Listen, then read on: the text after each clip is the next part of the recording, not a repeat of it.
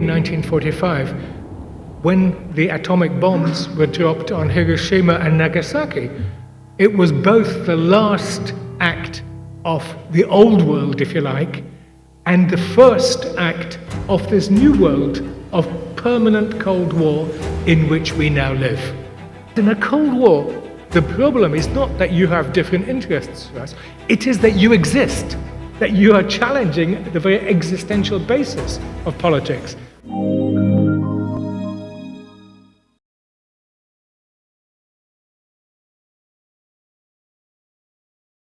I'm going to try to deal with four connected issues. The first one is hegemony, the notion of hegemony. The second is multipolarity. The third is the concept of Cold War. And the fourth is the actual culture or cultures of Cold War. And so in a few minutes I want to tie these concepts together. The first one, hegemony. Now, hegemony has a long, long history. I know that there's a huge debate in China, for example, and there has been all the way even before the warring states time about the notion of leadership, dominance, and ultimately the character of power. So this is a debate which has been not just an Anglo-Saxon debate, and it's huge in the Anglo-Saxon international studies literature, and not just in Western discussion, the Peloponnesian War, which of course was very important about Athens and Sparta, but of course other cultures, China, and of course the Indian culture. So in other words, the way we look at hegemony needs to be widened from our Anglo-Saxon or Eurocentric perspective. And it's ultimately, and for our purposes today, the fundamental issue is hegemony the same or equivalent to empire? What is the nature of leadership in that system? And obviously, my focus is that system established in and after 1945.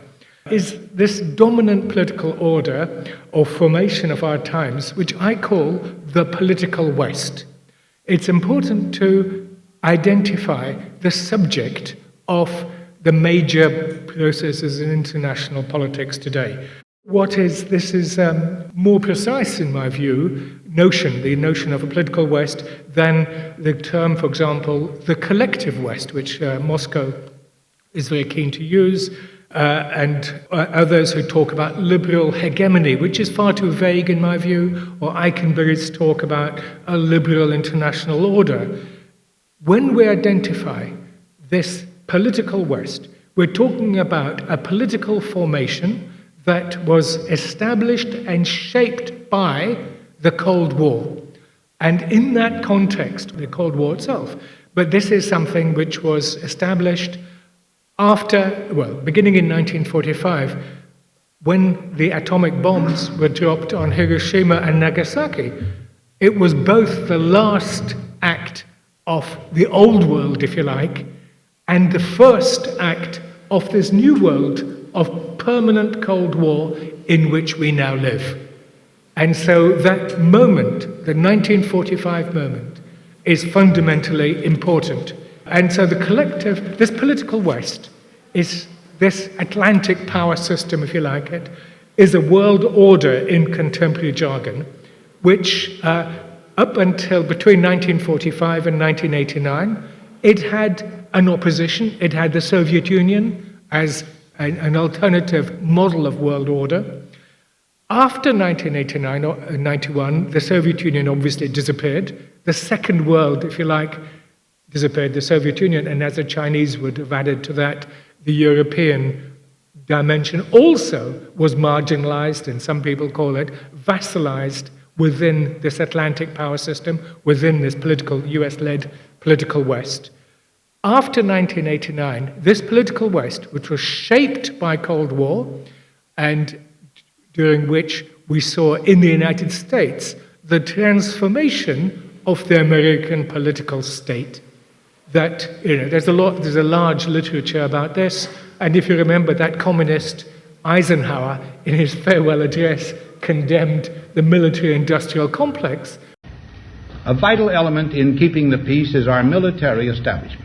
We saw the emergence of what Michael Glennon calls the Trumanite state, a national security state, which dominates to this day. Ben Rhodes calls it the blob. John Mearsheimer, Stephen Walt, endless number have talked about how the US state has changed since, or transformed as a result of the Cold War, and the foreign policy today is dominated by the Uni Party, the liberal interventionists on the Democratic side, the neocons on the Republican side, but ultimately having a bipartisan foreign policy which is indistinguishable one from the other, but an enormous element of continuity.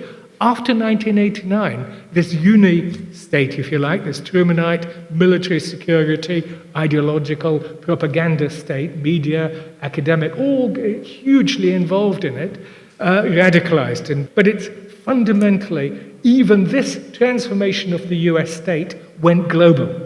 And so it wasn't just globalization of the sort which Radhika has just discussed, but it universalized, which is a different concept. Before 1989, hardly anyone even used the word globalization.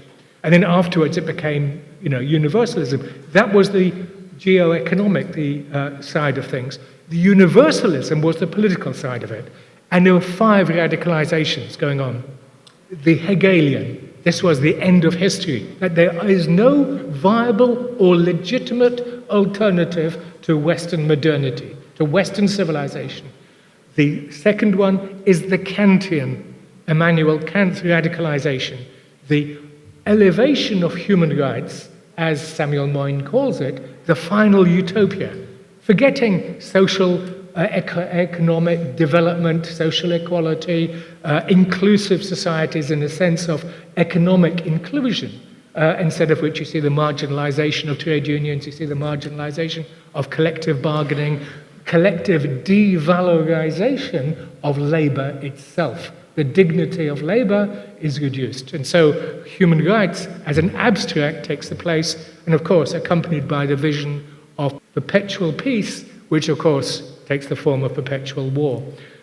Also, which takes us the third radicalization, Hobbesian, the war of all against all. This is a vision of international politics which is always about win-lose. It's about dominance, hegemony. It's about, some people could call it imperialism. It's this vision, this Hobbesian struggle, this vision of the world as a Hobbesian, endless element. Of course, Thomas Hobbes was writing under the impression of the English Civil War, and it was a war of all against all, and therefore you needed this hegemon, this Leviathan, dominant over it, and the Leviathan, of course, is the political West. The vision that without this political West, without the Washington-led West, the whole world would descend into disorder. Of course, it generates disorder itself by seeing the world in that way. So this Hobbesian radicalization. The fourth radicalization, let's call it Hayekian, you could call it the Milton Friedmanite, the vision of neoliberalism, which replaced that dominant paradigm of the New Deal in the United States, social democracy in Western Europe. I pledge myself to a new deal for the American people. But that paradigm which gave way in the late 1970s and dominates to this day, which is a rampant market states where the state has hollowed out the developmental, not just economic development, but even the societal and human development gives way to market relations. And Milton Friedman, of course, is the apostle of that vision. And of course, it is imposed by force. Naomi Klein, of whom I'm enormous in admiration of her, already 20 years ago in her book, The Shock Doctrine, talks about this in huge detail and marvelous detail, but many, many others, of course, have talked about this. So this is the fourth one, the Hegelian or Hayekian. The fifth one is based and developed on the vision of Leo Strauss, the Straussian vision. Now, Leo Strauss, as you know, is the father of neoconservatism, but neoconservatism isn't just an ideology, it's a way of conducting public life. It hollows out the public sphere. Straussianism is ahistoricism taken to the extreme. In other words, for a Straussian, Plato is a universal. I mean, from my view, I'm a great Platonist myself, but the vision of Plato is that his truths, which are only known to a select few in his division between exogenous and endogenous truths, is that it is only a select few know what should be done, these apostles of development, and everybody else is not just mistaken, but they're also evil if they don't understand this. And the thing about Straussians is that they do not engage in debate. We have been vouchsafed the truth. We in Washington know what's what. And you who fight against it are not just mistaken, you guys are evil because you don't understand this, our ability to interpret it, the prophet, as it were, which can interpret it. Well, Straussianism is a very rich terrain to understand the deeper culture of this political West. So all this shapes, as I say, these five things. It's a sort of Straussian ahistorical hermeneutics, way of understanding the world, which about understanding even knowledge. And it destroys the public sphere of debate.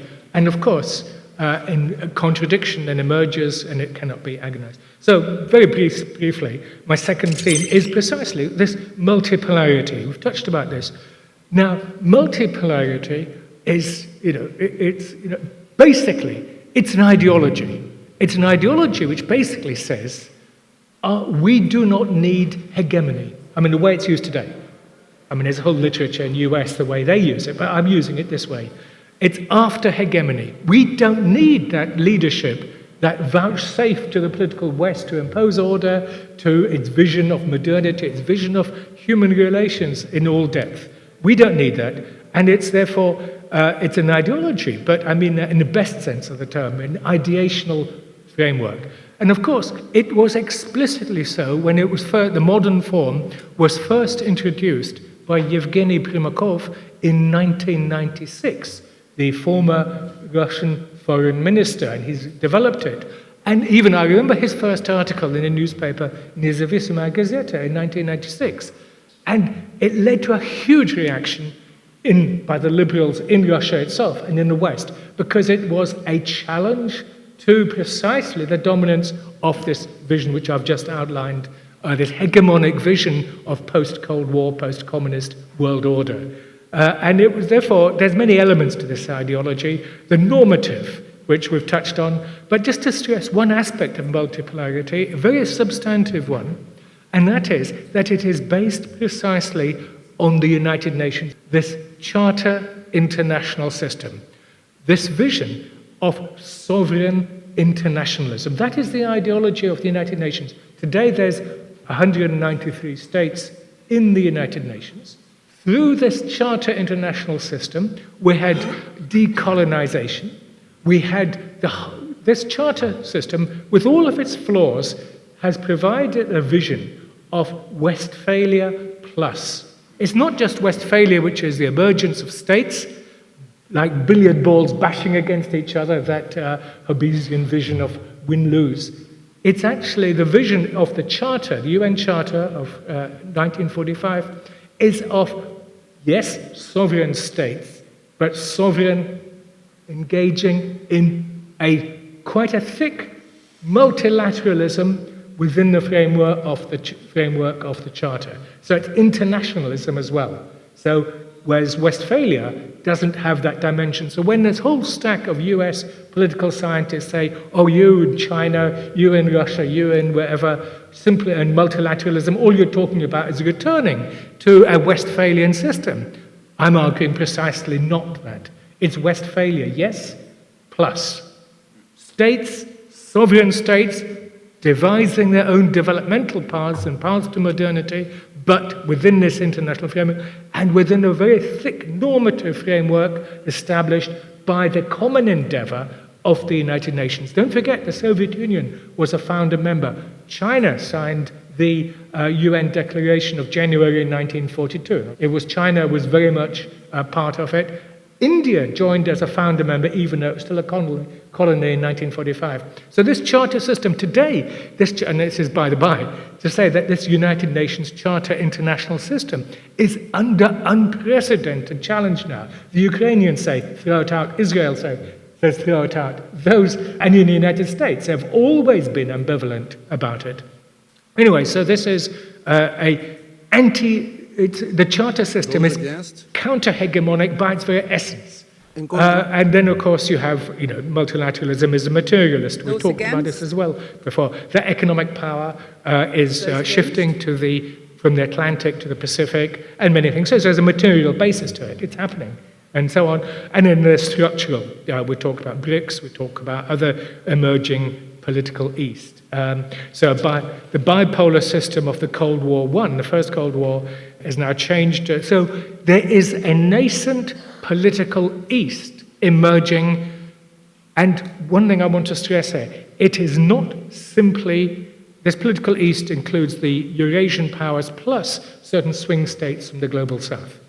That this isn't simply anti-hegemonic, i.e. opposing the political West, and it is counter-hegemonic.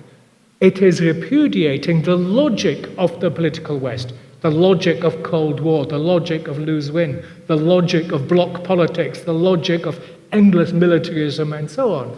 So it is not, so Joseph de Maistre says, it's not counter-revolution, it's anti-hegemony.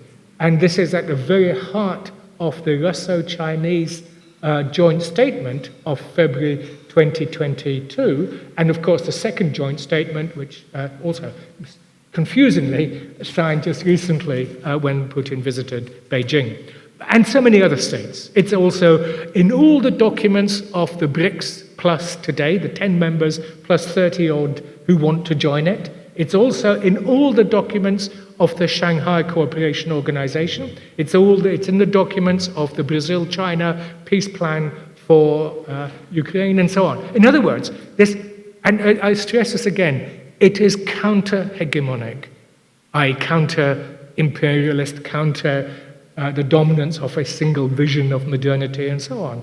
So I stress it is, in that sense, of course, it is not anti-Western, it is post-Western. It is not anti-American, it is post-American. We work with many in the United States, we work with many in the West. We are even part of that. So this is my third point, just briefly, is about Cold War itself. And it's important. I mean, people keep saying, why do you go on and on about Cold War? Well, I know the Chinese are very ambivalent about the notion of Cold War. I've been to Beijing, I was there in March and earlier, and I've often been condemned for talking about it. And the Chinese, why do you talk about Cold War? It's over, guys. We're moving into win-win and so on. Lovely, marvelous. I love these development, all these Chinese initiatives. They're marvelous documents, marvelous.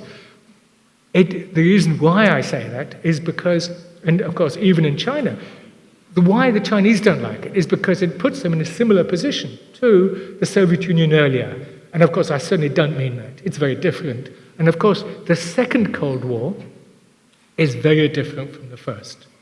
Yet, my point is, there is a certain character of politics which is a Cold War style of politics. And this is what's condemned by all the Chinese documents, all the BRICS and Shanghai and all these counter-hegemonic documents, is that it's a style of politics in the nuclear age. That's why I mentioned Hiroshima and Nagasaki earlier. The problem is, and in a Cold War, it isn't just that we have separate interests, which is normal in a sovereign internationalism. It's endless, and you mediate it through negotiations, through diplomacy. That's what Duderian in his great work on diplomacy, precisely said. Diplomacy works when precisely to deal with states which are competing in a healthy, normal manner. Whereas in a Cold War, by definition, it's a different. The problem is not that you have different interests for us. It is that you exist, that you are challenging the very existential basis of politics. I mean, I could go on in my other notes a lot about this. It is a struggle, in other words, for hegemony. It is empire versus the rest, in which the hegemon claims to represent the interests of a broader community, that universalism which I talked about especially after 1989. But it has been a permanent Cold War. My argument is there's been a permanent Cold War since 1945. In the first phase, Cold War I, 1945 to 1989, a cold peace, which was Cold War by other means between 1989 and 2014, and then the second Cold War in which we are today, which takes place in the foothills of the Third World War, and it's much more dangerous than that. So very briefly, my fourth and final, and I was trying to stress the cultures of this Cold War. There's a hegemonic one, which includes, I'll just list it, militarism, which includes bloc politics, collective defense and not collective security, hermeticism from Leo Strauss. This is the hyper-normalization of a particular vision of the world, which denormalizes everything else. We're hypernormal, the US-led West. Our truth is the only truth, and you are abnormal and denormalization. Anti-diplomacy, very powerful. This is, even in the first Cold War, they didn't dismantle the institutions of diplomacy, endless expulsions of people. The ideology of democratism, which stands above democracy itself. We know what your result should be, and if you don't get it, we must have a regime change and change it to democratism. The crisis of hegemony as well, within all of that. But I wanted to stress the cultures, and my final point is that there is a counter-hegemonic culture emerging as well. And my key point in all of this is that any counter-hegemonic formation, Russia, China, whatever, it needs to be more than just simply replicating the logic of Cold War hostility, win-lose, and so on. It needs to transcend it, both in its internal and external dimensions. So in other words, it is the biggest challenge for the political East, is to transcend and to become better than that political West which it has challenging, and not simply to replicate it. And too often, it regresses into nativism, into parochialism, in this idea of a civilization state, which is important. But at the same time, that vision runs the danger of going back into, how can I put it, a less... the challenge today is to devise within this counter-hegemonic formation a progressive vision of development, of peace, to utilize the huge technological and potential and biological, medical and other developments of humanity, not for the cause an endless Cold War, but for dialogue and peace and development. And that is the challenge which I think we face today. Thank you.